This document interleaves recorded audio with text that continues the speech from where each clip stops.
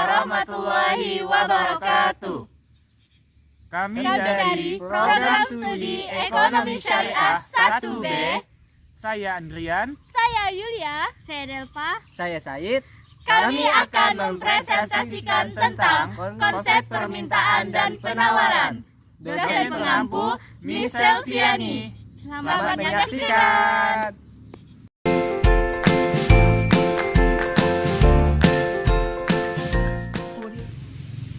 Oke, kita masuki materi pertama tentang konsep permintaan dan penawaran. Mungkin beberapa orang menganggap bahwa ilmu ekonomi dimulai dan diakhiri dengan hukum permintaan dan penawaran. Jelas bahwa anggapan ini terlalu mengandalkan ilmu ekonomi satu seksi atau ilmu ekonomi 1 menit. Akan tetapi hukum yang dikenal dengan hukum penawaran dan permintaan memang merupakan bagian yang terpenting dalam pemahaman kita mengenai sistem pasar. Nah, kita masuki materi tentang pengertian permintaan dan penawaran. Dalam ilmu ekonomi adalah penggambaran atas hubungan-hubungan di pasar antara calon pembeli dan penjual dari suatu barang. Model penawaran dan permintaan digunakan untuk menentukan harga dan kuantitas, untuk menentukan model yang sangat penting untuk melakukan analisa ekonomi mikro terhadap perilaku pembeli para penjual, serta integrasi mereka di pasar. Ia juga digunakan sebagai titik tolak bagi berbagai model dan teori ekonomi lainnya. Model ini mengakomodasikan kemungkinan adanya faktor-faktor yang dapat mengubah keseimbangan yang kemudian akan ditampilkan dalam bentuk terjadinya pergeseran dari permintaan atau penawaran. Dalam ekonomi terdapat permintaan atau disebut dengan demand dan penawaran atau disebut juga dengan supply yang saling bertemu dan membentuk satu titik pertemuan dalam suatu satuan harga dan kuantitas atau jumlah barang. Setiap transaksi perdagangan pasti adanya permintaan, penawaran harga, dan kuantitas yang saling mempengaruhi satu sama lain. Selanjutnya pengertian dari permintaan. Permintaan adalah jumlah barang atau komoditi yang diminta oleh pembeli untuk memenuhi kebutuhan masyarakat sosial dalam suatu pasar ekonomi. Sedangkan penawaran adalah jumlah barang atau komoditi yang akan diproduksi dan ditawarkan untuk dijual dalam rangka memenuhi kebutuhan masyarakat sosial dalam suatu pasar ekonomi.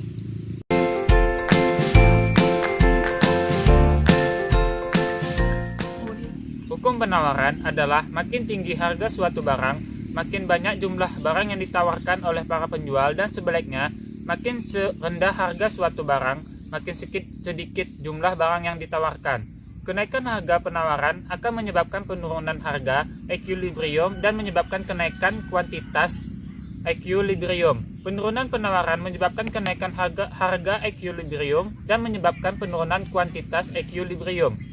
Kurva penawaran adalah suatu kurva yang menggambarkan sifat hubungan antara harga suatu barang dan jumlah barang tersebut yang diminta oleh para pembeli. Kurva permintaan dibuat berdasarkan data real di masyarakat tentang jumlah permintaan suatu barang pada berbagai tingkat harga yang disajikan dalam bentuk tabel. Kurva penawaran adalah garis yang menghubungkan titik-titik pada tingkat harga dengan jumlah barang atau jasa yang ditawarkan. Kurva penawaran bergerak dari kiri ke bawah ke kanan atas yang menunjukkan bahwa jika harga barang tinggi, para penjual atau produsen akan menjual dalam jumlah yang lebih banyak.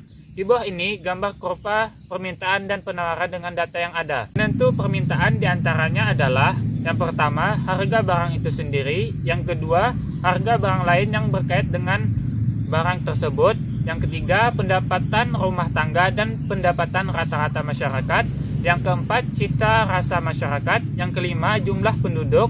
Dan yang keenam, ramalan mengenai keadaan di masa yang akan datang. Oleh sebab itu, dalam teori permintaan yang terutama dianalisis adalah hubungan antara jumlah permintaan suatu barang dengan harga barang tersebut.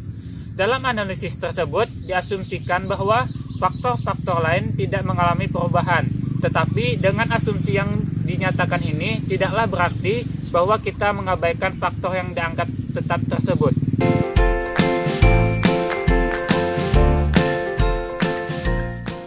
Kita lanjutkan untuk faktor-faktor yang mempengaruhi permintaan dan penawaran. Yang pertama itu faktor-faktor yang mempengaruhi permintaan, perilaku konsumen dan selera konsumen, ketersediaan dan harga barang sejenis pengganti dan pelengkap.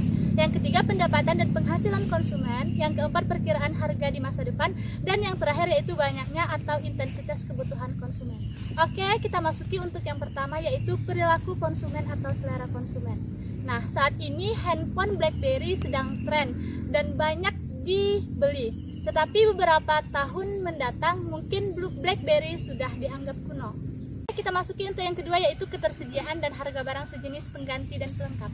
Nah, jika roti tawar tidak ada atau harganya sangat mahal, maka mesis, selai, dan margarin akan turun permintaannya. Kita masuki untuk yang ketiga, yaitu pendapatan dan penghasilan konsumen. Orang yang punya gaji dan tunjangan yang besar, dia dapat membeli banyak barang dan yang ia inginkan. Tetapi jika pendapatannya rendah, maka seseorang mungkin akan menghemat pemakaian barang yang dibeli agar jarang dibeli. Oke, untuk selanjutnya yaitu perkiraan harga di masa depan. Barang yang harganya diperkirakan akan naik, maka orang akan menimbun atau membeli seketika harganya masih rendah, misalnya seperti BBM atau bensin. Oke, yang terakhir yaitu yang kelima, banyaknya atau intensitas kebutuhan konsumen. Nah, ketika flu burung dan flu babi sedang menggila, produk masker atau pelindung akan sangat laris. Selanjutnya yaitu faktor-faktor yang mempengaruhi penawaran.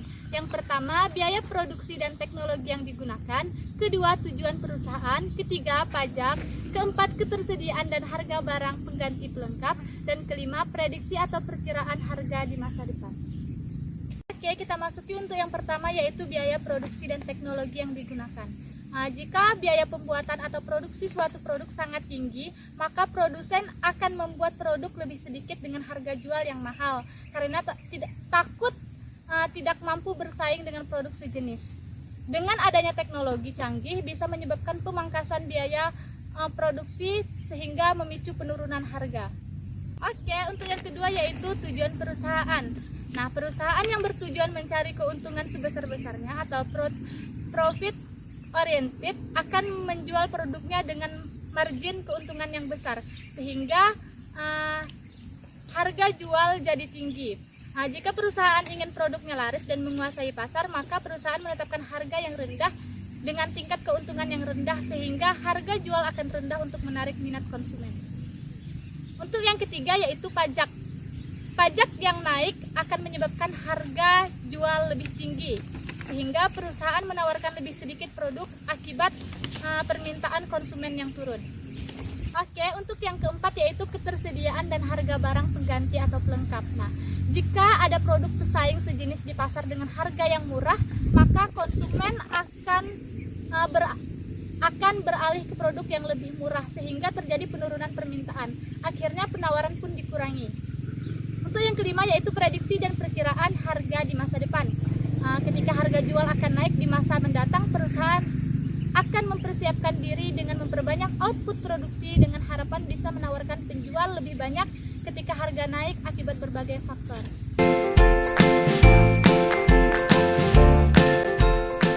Baiklah, selanjutnya penentuan harga keseimbangan.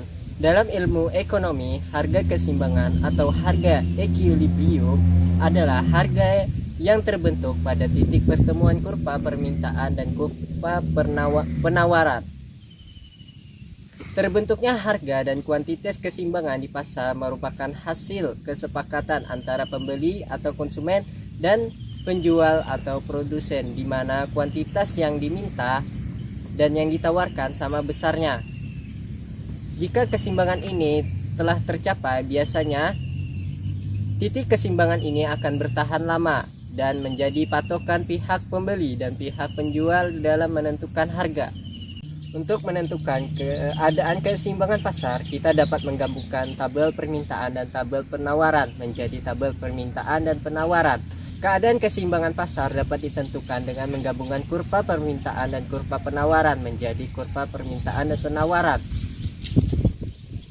Keadaan keseimbangan dapat pula ditentukan secara matematik, yaitu dengan memecah persamaan permintaan dan persamaan penawaran secara serentak atau simultan. Demikianlah video dari kami. Terima kasih telah menyaksikan. Jangan lupa like,